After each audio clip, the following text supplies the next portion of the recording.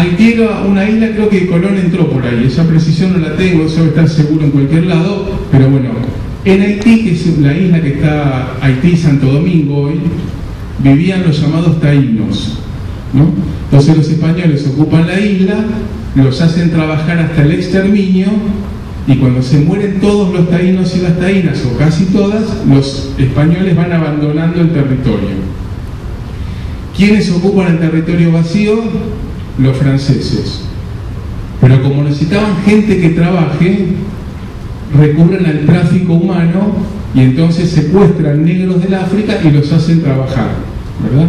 Van pasando las décadas y los siglos, y esto seguro que sí lo saben, en 1789 pasa algo en Francia. Eso lo estudiamos bien. La historia europea la sabemos bastante al dedillo, ¿no? Y entonces, ¿qué es lo que dice la Revolución Francesa? Libertad, igualdad y fraternidad, menos los negros de Haití.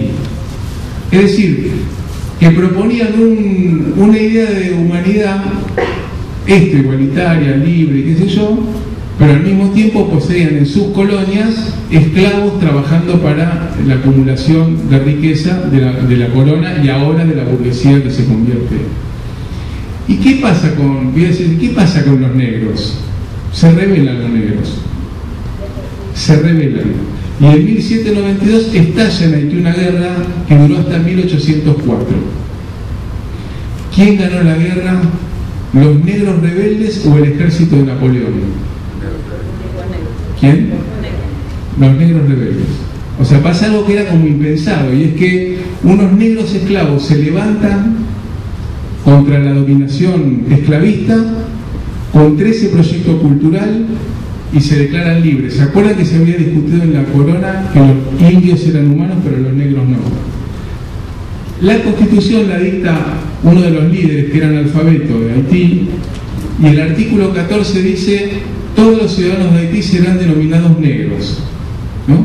Y esa definición constitucional de la República de Haití es una bofetada al modelo cultural blanco, patriarcal, etcétera, etcétera, impuesto por la Revolución Francesa.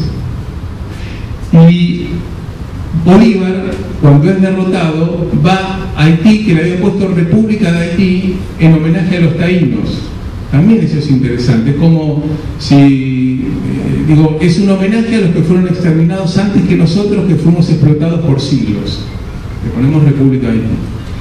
Y entonces el presidente haitiano Petión le dice a Bolívar: yo te voy a apoyar con hombres, armas y dinero a condición de que en tu campaña emancipadora declares la libertad de los negros y repartas la tierra a los indios. Entonces Bolívar vuelve al continente con ese programa político, y ahí triunfa la Revolución Americana. Solo que, como los que se apropian de esa revolución y de ese triunfo son las oligarquías locales, incumplen el programa de Bolívar: ni patria grande, ni libertad de los esclavos, ni distribución de la tierra, ¿no? Y así empiezan a caminar las repúblicas en el siglo XIX. Yo estaba tentado de... Bueno, el Estado Nacional, ¿por qué es oportuno ahora también? Hay una discusión sobre los mapuches, a partir de una situación muy grave, donde hay evidencias de una desaparición forzada, y una serie de artículos, culturalmente muy malos, no solamente político, ideológicamente, porque los pueblos originarios, como dice la Constitución, preexisten a la nación, o sea, existían antes que las provincias, antes que la Constitución Nacional, antes que el Estado Nacional.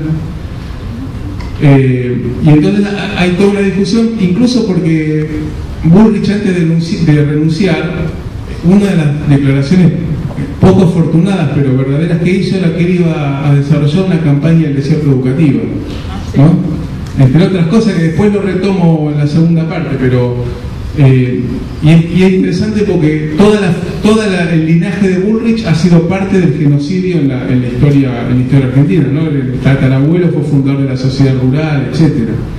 No me quiero detener en las personas, ¿no? No es un tema de nombres, es un tema, aunque hay nombres, pero el tema de procesos históricos, de grandes colectivos. Entonces, el Estado Nacional argentino se constituyó sobre la base de un genocidio. Eso digo, que tremendamente se llamó la campaña del desierto, porque era presuponer que no había nadie, que simplemente se trataba de ocupar tierras, ¿no?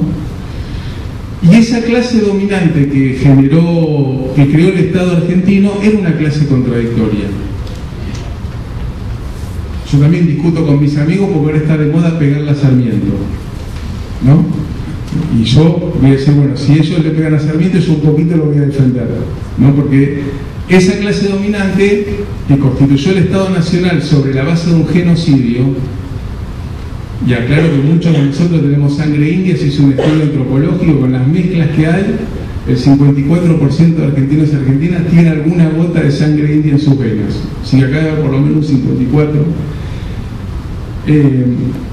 Entonces, esa clase dominante al mismo tiempo confrontó con la Iglesia Católica, que era un poder internacional conservador, ¿no? La Iglesia Católica decía que había que educar en la religión, que había que formar cristianos, y los sectores laicos y democráticos decían de ninguna manera la escuela pública tiene que formar ciudadanos que participen en la construcción de unas democracias. Ese era el argumento. Ustedes leen a Mancio Alcorta, Sarmiento, Avellaneda, con todos sus matices, y en el marco de esos gobiernos sancionó la ley 1420, que ustedes la deben haber estudiado. Y también hay una anécdota poco conocida, porque en 1898 el gobierno, otra vez, pero no es mi culpa, el gobierno de Venezuela decidió no pagar la deuda externa. Entonces los acreedores europeos mandaron unos barquitos y bombardearon el puerto de Caracas, La Guaira. Y Luis María Drago elaboró la doctrina Drago, no sé si esa la estudiaron. La doctrina Drago establece que ningún país puede ser atacado militarmente por una deuda soberana. Esa doctrina es una doctrina antiimperialista. Está diciendo, si yo me endeudo no me pueden invadir. Y el canciller Drago era canciller de Julio Argentino Roca en su segundo gobierno. No, por eso digo, las cosas son como... Bien, entre 1830, que muere Bolívar, y 1998, América Latina marcha separada. Voy a ir apurando porque ya veo unas caras que me preocupan.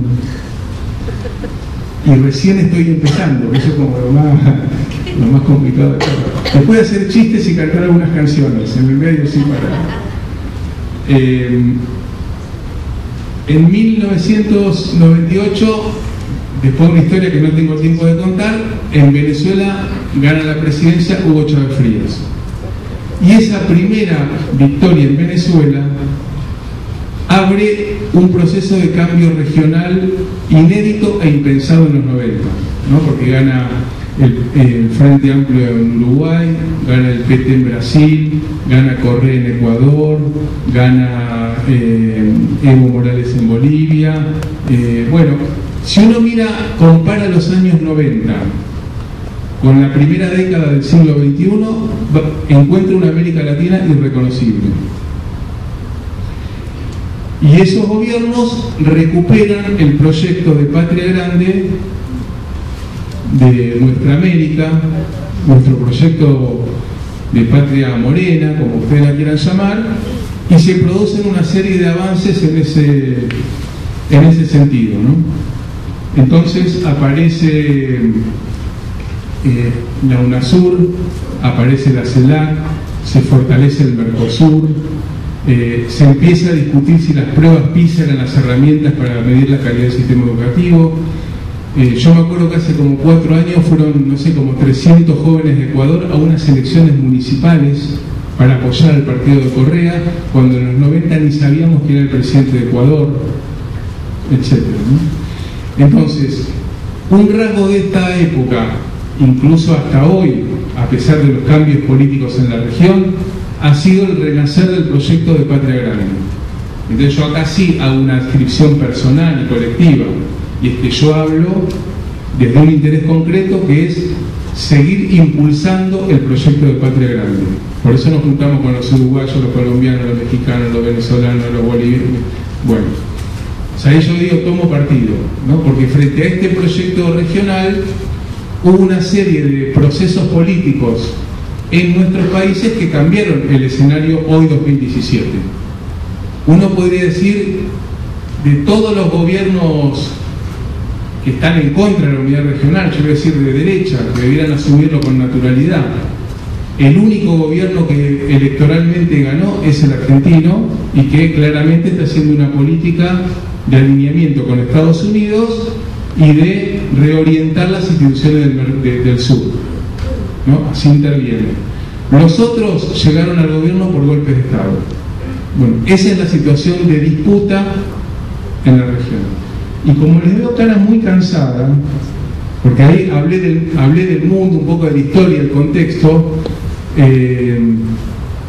voy a proponer un corte, ¿no? Para entrar en la discusión educativa después. Solo cierro con esta cuestión para pensar, ¿no? Hay distintos modos de leer la educación.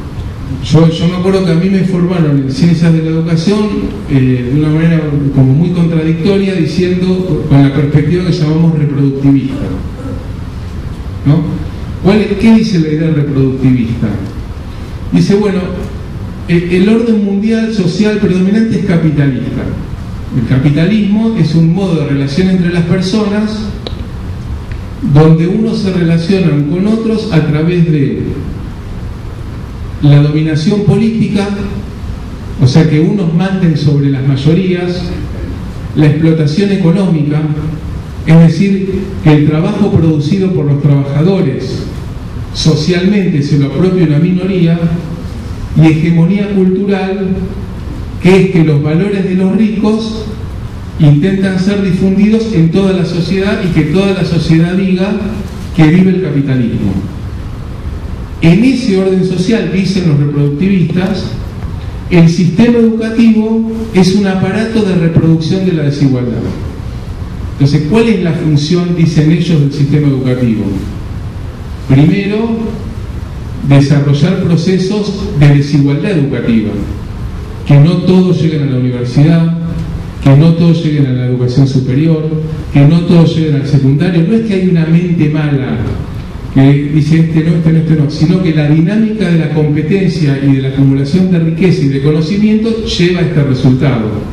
Si no estoy diciendo es culpa de Bullrich, estoy diciendo las cosas se organizan de tal manera que terminan en que unos ganan y otros pierden, y los que ganan le pagan a sus intelectuales para que expliquen y produzcan teorías de por qué el mundo debe ser así, y nosotros compramos.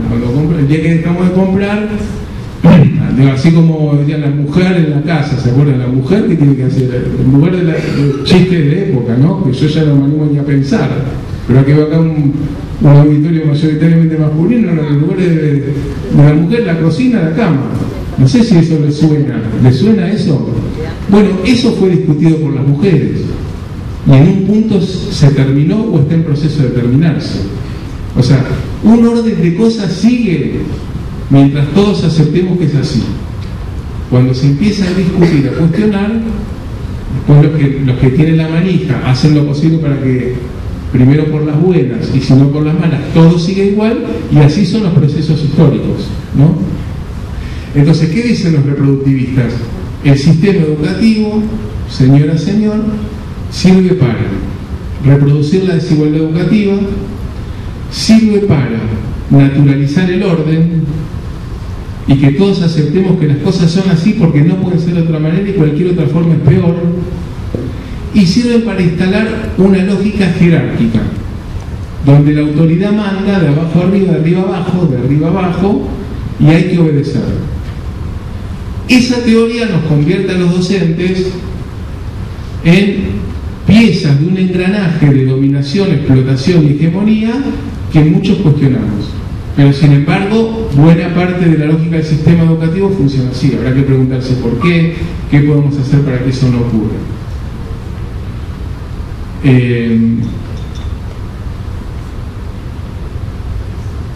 Otra corriente, que es más la liberal tradicional, digamos los Sarmientos, dicen la escuela y el sistema educativo son instrumentos de formación de ciudadanos, de igualación social. Es como una leyenda blanca, ¿no? Usted pasa por el sistema educativo y transforma la sociedad en una cosa. Después, de todas estas grandes corrientes que yo digo, hay matices, hay perspectivas diversas. Y hay una tercera en la que yo me inscribo, que es más una mirada dialéctica y que entiende el sistema educativo como un territorio de disputa, que es una palabra fea. Pero bueno, dentro del sistema educativo habemos docentes que pensamos de una manera la educación y docentes que la pensamos de manera opuesta.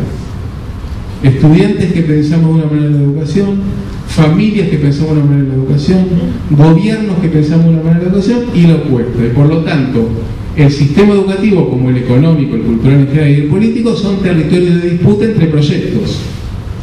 Eso es. Entonces es importante, en términos de política educativa, saber qué proyectos están dando vuelta para saber de cuál me hago cargo yo y qué puedo hacer con eso. Si yo creo que la educación es un derecho y que el estudiante es un sujeto de derecho, voy a actuar distinto que si pienso que es una mercancía y el padre es un cliente. Son concepciones. Entonces es muy bueno clarificarlo para que yo tome una posición fundada. Yo estoy en las antípodas del neocolonialismo, del neoliberalismo, pero la reconozco. Bueno, es una corriente que tiene una historia, que tiene unos poderes, que tiene una conceptualización, que tiene un proyecto pedagógico. En el próximo capítulo, dentro de unos minutos, develaremos los proyectos en disputa en educación hoy. Así que ahora yo corto.